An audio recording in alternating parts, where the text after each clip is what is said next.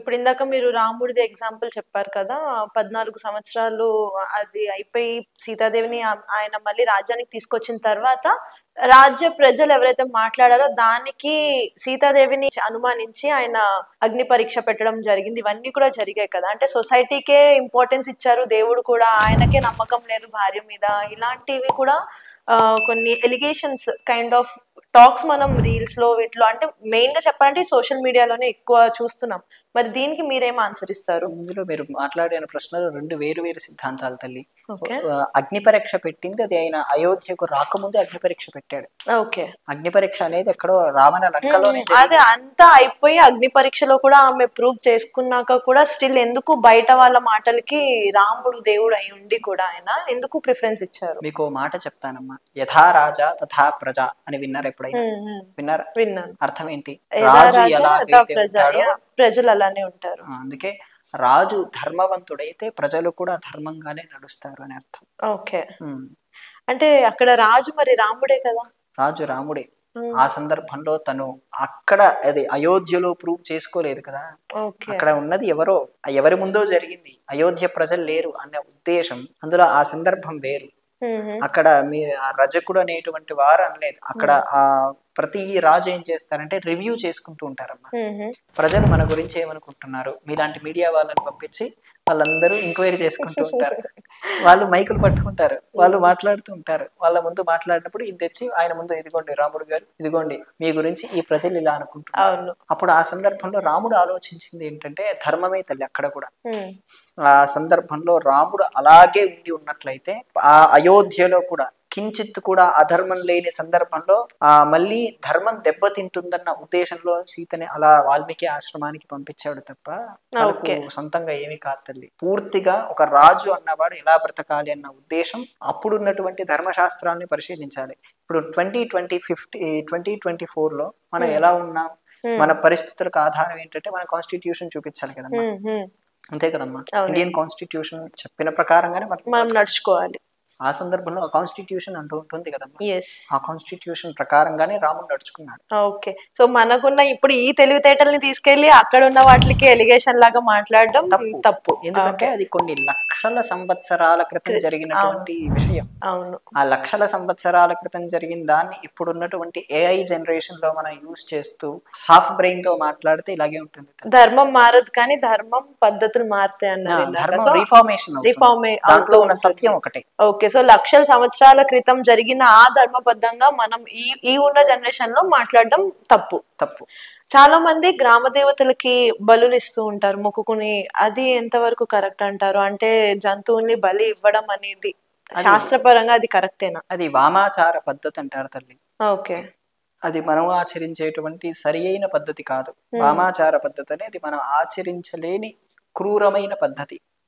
అది శంకర భగవత్పాదుల వారు వచ్చేప్పట్లో అవన్నీ నిర్మూలన చేశారు కూడా. ఇంకా ఒక 2000 ఏళ్ళు వెనక్కి వెళ్తే ఇంకా ఎక్కువగానే ఉండేవమ్మా. 2000 ఏళ్ళ సంవత్సరాల పైకి వెళ్తే. అందుకే శంకర భగవత్పాదుల వారు వచ్చి ఇవన్నీ ఖండించారు. కానీ ఇప్పటికీ ఇంకా పాటిస్తున్నారు చాలా మంది. ఇంట్లో మెయిన్ గా చెప్పాలి అని అంటే నాన్ వెజిటేరియన్స్ ఎవరైతే ఉంటారో వాళ్ళ ఇంట్లో ఏ శుభకార్యం జరిగినా ఒక 2-3 days గ్యాప్ లో వెళ్ళి బలి ఇవ్వడం, వాళ్ళందరూ ఒక పండగలాగా సెలబ్రేట్ చేసుకుంటారు. దీన్ని ఒక రకంగా తీసుకొని చెప్పాలమ్మా. ఉదాహరణకు ఒక మాంసం కొట్టుకెళ్ళి మాంసం కొనుక్కొచ్చి ఇంట్లో వండుకొని తినటం కంటే నేను అమ్మవారికి నివేదన పెడుతున్నాను, నేను ప్రసాదం తింటానంటారు. దీనికి సమాధానం ఎవరు చెప్తారమ్మా?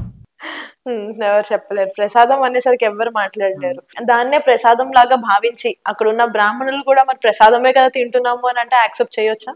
ఇక్కడ మీకు ఇంకో సమాధానం కూడా చెప్తానమ్మా. గ్రామ దేవతల దగ్గర ఎవరు బ్రాహ్మణులు పనిచేయరమ్మా.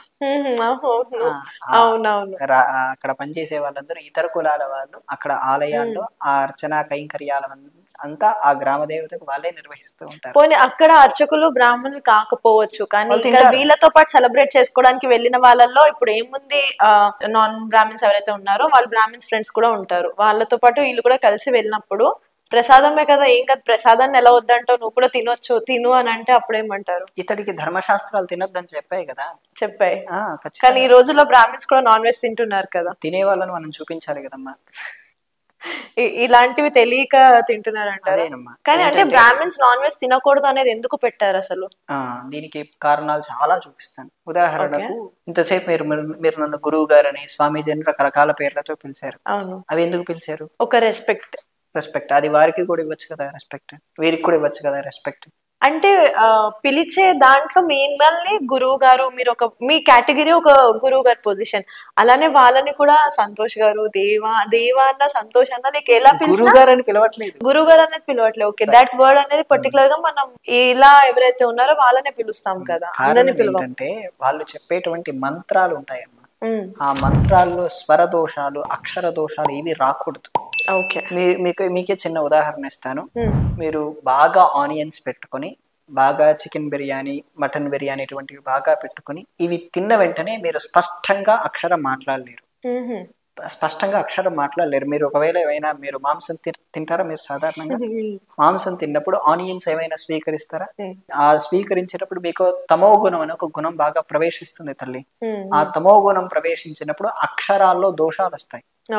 ఆ అక్షరాలు దోషాలు వచ్చినప్పుడు ఈ మంత్రాల్లో స్పష్టత పోయినప్పుడు విశ్వంలో క్షేమం తగ్గిపోతుంది. విశ్వంలో అసాంఘికమైన కార్యక్రమాలు ఇంకా పెరిగిపోతాయి. అటువంటి సందర్భాలు ఉండటం కోసం ఆ మంత్రాలను అక్షర దోషాలు, స్వర దోషాలు లేకుండా చదవటం కోసం ఉల్లిపాయ, వెల్లుల్లిపాయ కూడా బ్రాహ్మణులు తినకూడదు కూడా. బ్రాహ్మణుడి జీవితమే త్యాగమయమైన జీవితం. ఇంతసేపట్లో మీరు ఇచ్చినవేవి నేను తాగలేదు. కారణం ఇదే తల్లి. వాళ్ళలో ఒక రకమైన తేజస్సు ఉంటుంది. ఆ తేజస్సును విశ్వానికి అందించి అది శక్తిగా వారు ధారపోయాలి. ఆ పోసినప్పుడు విశ్వం క్షేమంగా ఉంటుంది. వీళ్ళు ధారపోయినప్పుడు వీళ్ళు అందరిలాగే ఉన్నప్పుడు వీళ్ళనప్పుడు బ్రాహ్మణులని ఏ విధంగా కన్సిడర్ చేయలేం తల్లి. బ్రహ్మబంధు అని శాస్త్రం ఉంటుంది అప్పుడు. కానీ మీరు చెప్పిన పాయింట్ కి ఈ మంత్రాలు అవి చదివేది మగవాళ్ళే, ఆడవాళ్ళని పక్కన పెట్టేసి.